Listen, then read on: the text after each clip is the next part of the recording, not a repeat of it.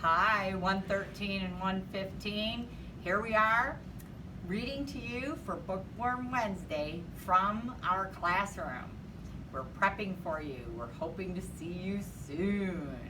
All right, two of my all-time favorites, the zoo and Dr. Seuss combined. Let's see if I can pull off these tongue twisters. Here we go. The title of our book is If I Ran the Zoo. And of course, it's by Dr. Seuss.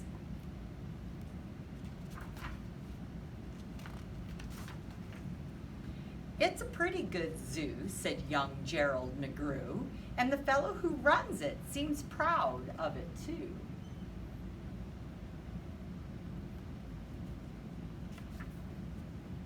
But if I ran the zoo, said young Gerald McGrew, I'd make a few changes. That's just what I do. The lions and tigers and that kind of stuff they have up here now are not quite good enough. You see things like these in just any old zoo. They're awfully old-fashioned, and I want something new.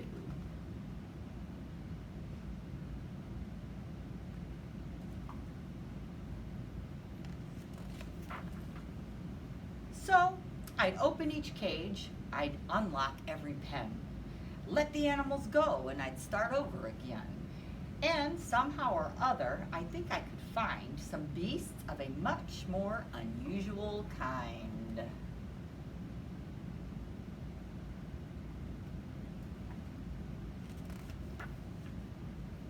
A four-footed lion's not much of a beast. The one in the zoo will have 10 feet at least. 5 legs on the left and 5 more on the right. Then people will stare and they'll say, what a sight! This zookeeper, new keeper Gerald's quite keen. That's the gall darndest lion I've ever seen.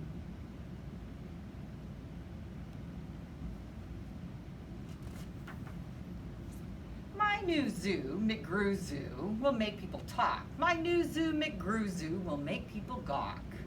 At the strangest old creatures that ever did walk, I'll get for my zoo a new sort of hen who roosts in another hen's top knot, and then another one roosts in the top knot of his, and another in his, and another in his, and so forth and upward and onward. Gee whiz.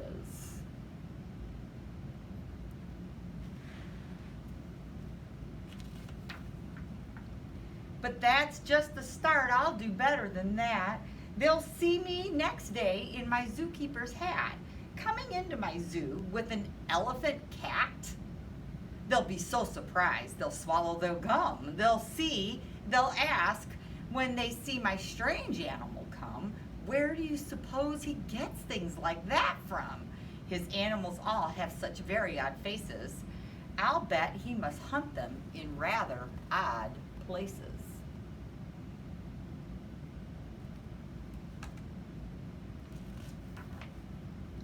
And that's what I'll do, said young Gerald McGrew. If you want to catch beasts you don't see every day, you have to go places quite out of the way. You have to go places no others can get to. You have to get cold, and you have to get wet, too. Up past the North Pole, where the frozen winds squeal, I'll go and I'll hunt in my Skiegelmobile and bring back a family of what do you know. And that's how my new zoo, McGrew Zoo, will grow. Apparently those are what do you knows. Well, what do you know? I'll hunt in the mountains of Zamba Matant with helpers who'll wear their eyes at a slant and capture a fine fluffy bird called Bustard, who only eats custard with sauce made of mustard. And also a very fine beast called Fluster, who only eats mustard and sauce made of custard. Well, of course.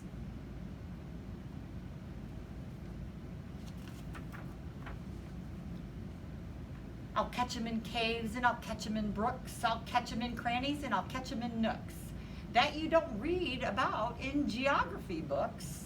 I'll catch him in countries that no one can spell, like the country of Mata Fa Pata Fapel. In a country like that, if a hunter is clever, he'll hunt up some beasts that you never saw, ever.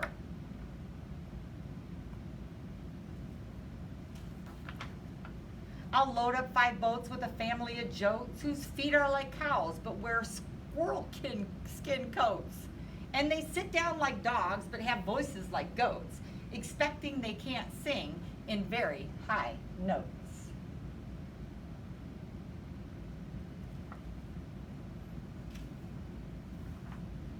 And then I'll go down to the wilds of Nantucket and capture a family of lunks in a bucket.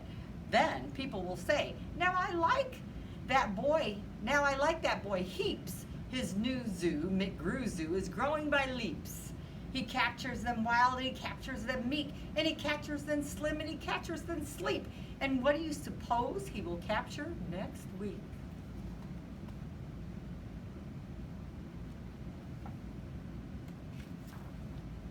I'll capture one tiny, I'll capture one cute, I'll capture a deer that no one would shoot. A deer that's so nice he could sleep in your bed if it weren't for those horns that he has on his head. Good golly. And speaking of horns that are just a bit queer, I'll bring back a family of odd deer. A father, a mother, 2 sisters, a brother, whose horns are connected from one to the other, whose horns are so mixed they can't tell them apart, can't tell where they end and they can't tell where they start.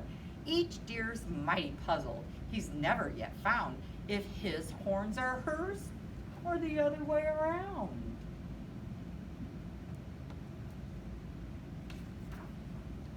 I'll capture them fat and I'll capture them scrawny. I'll capture a scragglefoot mulligatawny, a high-stepping animal fast as the wind from the blistering sands of the desert of Zend.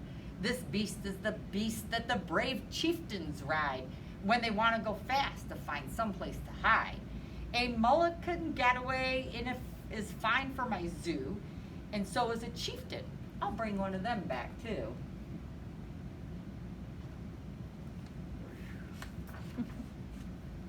In the far western part of southeast North Dakota lives a very fine animal called the iota. But I'll capture one who is even much finer in the northeast and west part of South Carolina. When people see him, they will say, now by thunder, this new zoo, McGrew Zoo, is really a wonder.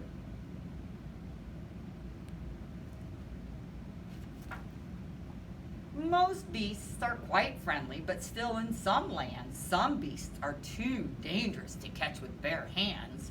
For those that are ugly and vicious and mean, I'll build a bad animal catching machine.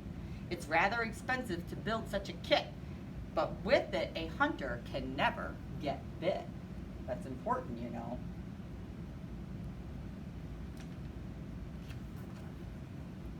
A zoo should have bugs. I'll capture a thwel, whose legs are all snarled up in a terrible snell. And then I'll go out and I'll capture some chugs, some keen shooter, mean shooter, bean shooter bugs.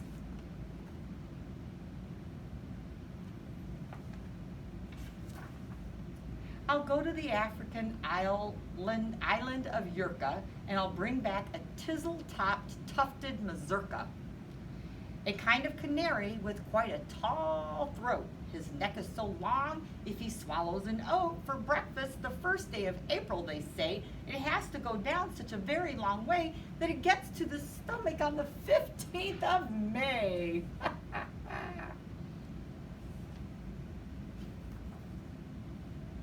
I'll bag a big bug who is very surprising, a feller who has a propeller for rising and zooming around making cross-country hops from Texas to Boston with only 2 stops. Now that sort of thing for a bug is just tops. And when I've caught him, then the next thing you know, I'll go and I'll capture a wild tic-tac-toe. With X's that win and zeros that lose, he'll look mighty good in the zoo of McGrews.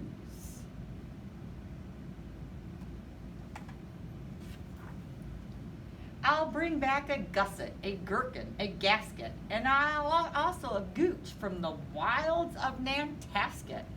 And 8 Persian princes will carry the basket, but what their names are, I don't know, so don't even ask it. Ooh.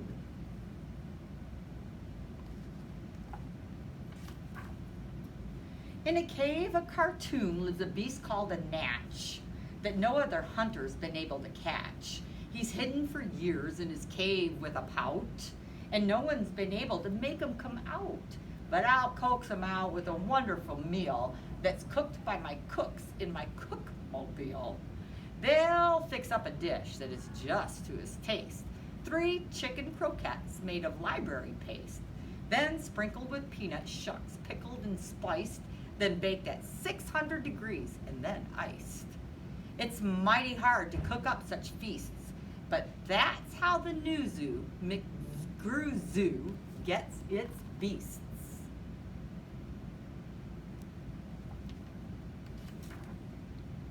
I'll go to the faraway mountains of Tabask, near the river of Nabask, and I'll bring back an Avask, a sort of a kind of a thingamabobsk, who only eats rhubarb and corn on the cobsk. Then people will flock to my zoo in Mobsk. McGrew, they will say, does a wonderful jobsk. He hunts with such vim and he hunts with such vigor. His new zoo, McGrew Zoo, gets bigger and bigger. And speaking of birds, there's a Russian Paluski, whose headski is redski and belly is blueski. And I'll get one of them for my Zooski McGrewski.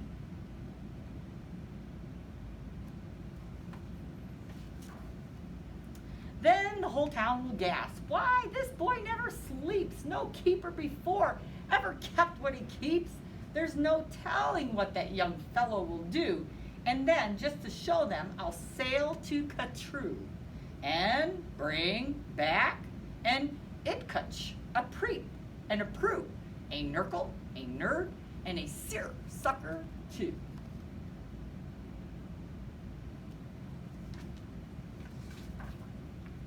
I'll hunt in the jungles of Hippo no Hungus, and I'll bring back a flock of wild Bippo no Bungus. The Bippo no Bungus from Hippo no Hungus are better than those in Dippo do Dungus, and smarter than those out of Nippo no Nungus, and that's why I'll catch them in Hippo no Hungus, instead of those others in Nungus and Dungus. And people will say when they see the bips bounding, this zookeeper, new keeper, simply astounding. He travels so far that you'd think he would drop. When do you suppose this young fellow will stop?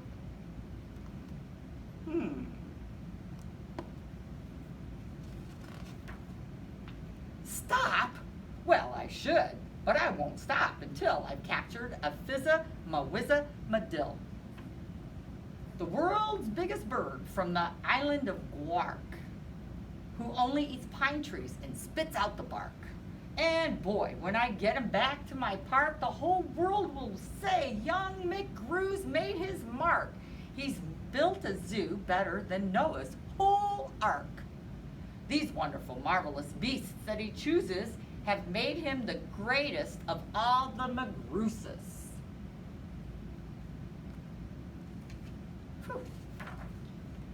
McGrew Zoo, wow, they'll all cheer. What this zoo must be worth. What's the darndest zoo on the face of the earth? Gall darndest, I like that. Yes, that's what I'd do, said the young Gerald McGrew. I'd make a few changes if I ran the zoo. And the end. See you guys soon.